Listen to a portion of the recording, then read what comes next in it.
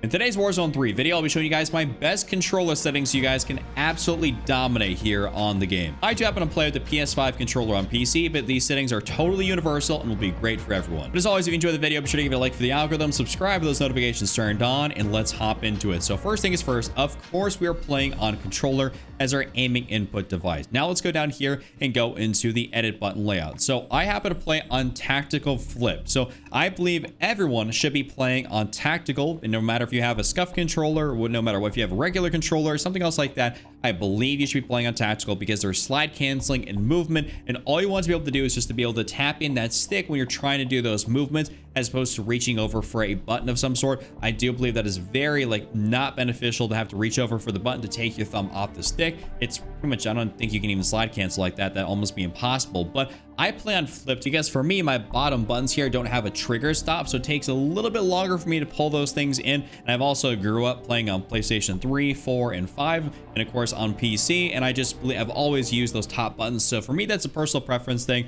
but I believe you can push those top buttons in faster than you would the bottom ones. So let's move on. My bumper ping is on off. Of course, I happen to have my flip L2, R2, and my R1, R2, etc., etc. So I have, I use my L1 to aim in, my R1 to shoot. My L2 is my tactical, my R2 is my lethal. So that's just kind of how I roll with that. My stick layout is going to be on default. My controller vibration is on. I just have this on because I've had it on for as long as I can possibly remember. It doesn't affect your aim. It's not like there's a crazy rumble pack in your controller, so you can leave it on or off. It's a personal preference thing at the end of the day. Your trigger effect, this is not a personal preference thing. This should always be off. There's no reason for you to ever have the trigger effect. That is just totally not necessary. Haptics are okay on like a single player story game, but on Call of Duty, the last thing you want is any type of resistance when you're trying to pull in the trigger, anything else like that. Do not want that in any capacity. Now let's move on down here to the last thing underneath this controller tab. That's going to be your dead zone. So we'll show this here. And of course, we happen to have this ability to showcase or test our stick drift dead zone. So I'm going to put this on. You can see that my left stick ever so slightly has a little bit of stick drift. My right stick has absolutely none here. It's kind of covered by my face cam, but my left stick actually does. And that would normally have been an issue for me because there was tuning prior, but with Warzone 3, of course, there's no weapon tuning, so I don't really have to mess with that or even turn it. But I have my left stick on 0 and my right stick on a 0 dead zone. The closer you can have to a 0 dead zone, the better you're going to be in terms of your overall responsiveness. And I feel comfortable playing at a 0. So what I'd recommend for you guys to do is if it starts at like a 10, for instance, a 0.10, go from a 0.10 down to a 0.7 to a 0.5 to a 0.3, so on and so forth. Just kind of gradually move it on down, because the more you're able to move it down, the better, the more responsive you're going to be able to be. And I just believe that's the way to go. Obviously, your left and right trigger, you don't want those to have any dead zone at all. As soon as you press those in, you want, the effect or whatever you're going to be using to actually, trigger. So we don't want any dead zone right there. And then my left and right stick max, I just leave this at a 99. It doesn't really matter too much. That's just kind of what's at. Now let's move over into the aiming category here. And this is going to be a nice little tip and trick, a nice little secret thing I want to show you guys. So the horizontal and vertical, I play on a 6 sensitivity, but here's something we're going to take a look at. So this show more right here, you can see this is a locked tab. By default, for everyone that plays this game, it'll be at a 1.20. So everyone should have had maybe like a 1.0, but your advanced horizontal stick sensitivity would be at a 1.20. So if you felt like your aim was slightly off in comparison to MW2 Warzone 2, this is how you fix it. So I changed mine. You have to basically go right here, go to custom, change this, and then you can go back and select your desired sensitivity, and then it will stay at a 1.0. And trust me when I say you will feel an immediate difference. This is definitely huge. Now I switched this only about a few days ago because that's when people started figuring out about this setting, and I felt a huge difference in my gameplay. So definitely recommend for you guys to do that. 6 sensitivity though, by definition for me, feels great in terms of my overall ability to move around. It's not too fast, it's not too slow, and by having a super fast sensitivity, you are very prone to overcorrecting or like overcompensating your shots. So that's what we're really trying to eliminate, is doing that. Higher sensitivity is not always better. Just make it so that you're not feeling slow, and that'll probably be a good sensitivity for you. When you're not feeling like it's too slow to turn around, that's where you should be at.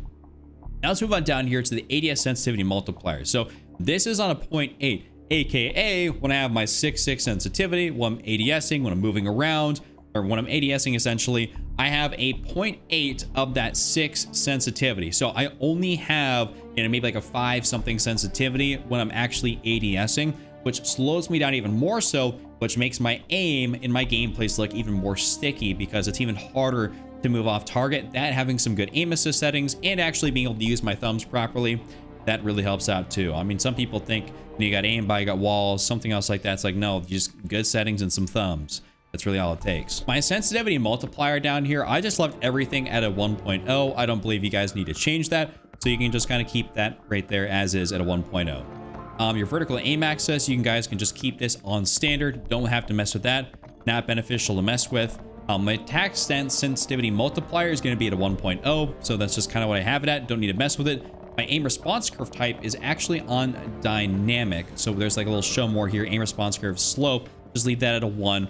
But you should definitely be playing on a dynamic as opposed to standard or linear. There's nothing inherently wrong with either of these other two sensitivities, but having that basically that S curve when you're trying to aim is very beneficial. And the reason I say that is because when you think about it, the S curve kind of like is a giant S. So what it does, it allows you to have that fine little flick movement without having to like crank your stick over. But when you start pulling over and you start getting over the hump in that S, it starts slowing down, so it doesn't allow you to super overcompensate and like start missing targets, missing shots. It's really nice. So it starts to slow you down, and I believe that is definitely the way to go for this setting. So definitely recommend that.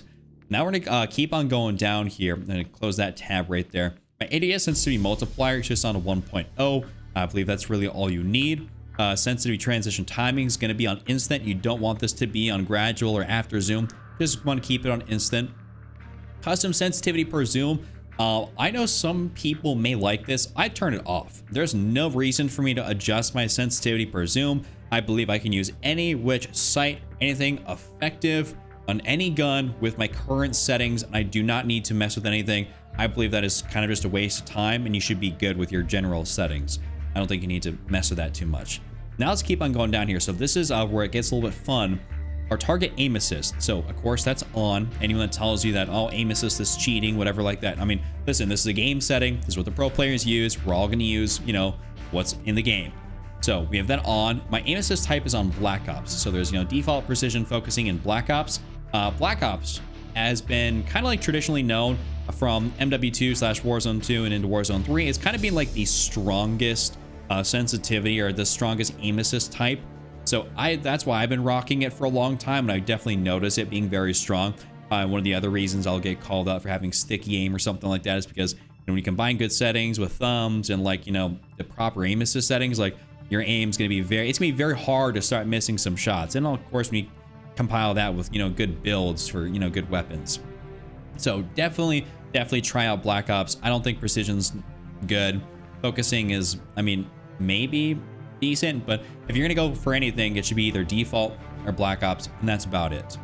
ADS aim assist, of course, on, and then our third person ADS correction type is on assist, and we're gonna go on down here, and that's what will actually the last two settings right there.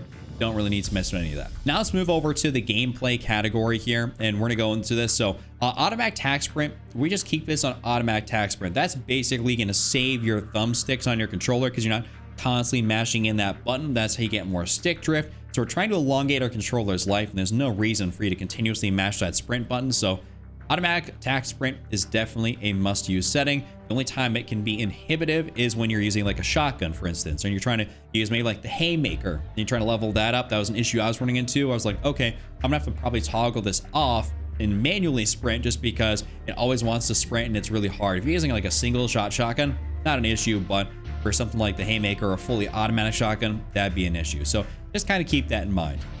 Slide, maintain sprint, we're gonna keep that on. Auto move forward is gonna be off. Tactical sprint behavior, double tap, grounded mantle is off. All these three settings right here should be off. So this is what's gonna help you kind of do your slide canceling. It's also what's gonna really help you do is not mantle on anything and just, have a stupid engagement when you're trying to have a gunfight. Like, the last thing you want to do is be able to, like, for instance, this guy that's kind of a little bit behind my face cam, there's like those concrete barricades right there. Imagine you're in your gunfight and you go to jump shot Well, if you go to jump shot and you have your automatic mantle on, well, if you're next to an object, whether it be, next to you, behind you, something like that, your character is going to try to mantle it. And that will obviously un-ADS you, cause you start missing shots, and probably die. So we're not trying to do that. The only reason we want to jump on objects is if we physically make the input to go jump onto the object with that intent, not randomly. So turn that off. Turn all these 3 things off. Do not want it. Your slide/dive behavior should be on tap to slide. You can make use of the slide canceling and be able to slide and move around. I mean, it's not Warzone 2 anymore, so we got to be able to have a little bit more movement here. So tap to slide. Plunging underwater is just on trigger. Parachute auto deploy, it's whatever you want, doesn't matter. Sprinting door bash on, got to keep that on. Ledge climb behavior is on mantle only, so just keep that right there. And then combat behaviors, we'll take a look at this real fast. So aim down sights behavior is going to be on hold. That's pretty standard, don't need to change that. Change zoom optic, this is just on sprint, tack, sprint, focus. That's all we have, that right there. And of course the equipment behavior is on hold. Weapon mount activation, ADS melee, and all the rest of this stuff down here. We're not going to kind of go too much into it, but actually I should probably even change this over to prioritize interact. Some of my settings have been changing here as they've been doing playlist updates, but interact/reload behavior is one of those things where you guys need to change this. Tap to reload is good for multiplayer, but what you should do for Warzone is prioritize interact, so that way when you're going over your loot and everything, you can just tap your your reload button essentially and be able to pick up something off the ground really fast, very easily. That can be the difference between life and death in terms of picking up a gun fast or having to hold down the button to pick something up. When you're dropping in with 3-4 other people right there and you're the first person to pick something up, getting those first shots off is pretty crucial. So have that on. Your armor plate behavior, of course, should be on apply all. Your ADS stick swap should just be on off. Backpack control, directional buttons, and then some of the stuff down here doesn't really matter. I haven't messed with it hardly at all. So we're just going to keep that right there. All right, well, that's all the controller settings you guys need to know. Of course, there's other settings, but we're not covering that here in this video. If you guys enjoyed, give it a like, subscribe, notifications turn on, check out this other video on screen, and I'll see you all next time.